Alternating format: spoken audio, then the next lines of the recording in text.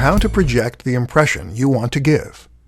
Have you ever heard someone describe you and felt that they've got you all wrong? Have you ever described yourself as always relaxed, only for your friend to protest, "No, you are not"? We all have an idea of who we are, and we all have an idea of how others see us. But very often, that impression is not accurate.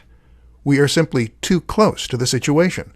And very often, trying to craft ourselves an image actually blows up in our faces.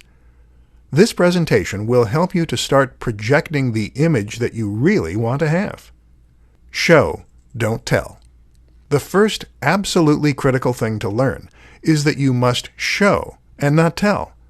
That means that you can't tell people who you are. And in fact, you can't even tell them about all the cool things you've done, hoping that they'll see you in a certain way. All this does is to make you look desperate to please and impress. And desperate probably isn't the impression you're going for. Am I right? The key is to be an interesting, complex, and multifaceted person, and then to simply let others discover that for themselves. The devil is in the details. The other crucial tip is not to try and fake it.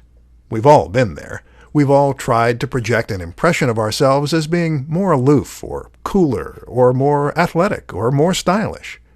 Maybe you've changed your whole wardrobe, or tried talking in a different voice, but people will be able to tell. Why? Because you'll miss the small details, the tiny factors that people will only pick up on unconsciously, but that will present an incomplete picture. And this brings us on to the last and most important point. Be genuine. The reality is that you will only ever impress others by being yourself. Now, if you're worried that you aren't a very impressive person, if you'd like to be more knowledgeable or more stylish, then the key is not to fake it, but to become it. If you are truly passionate about that change, then invest the time and effort and actually make it a part of who you are. But don't force things that don't come naturally to you. You don't have to be a certain way to impress others.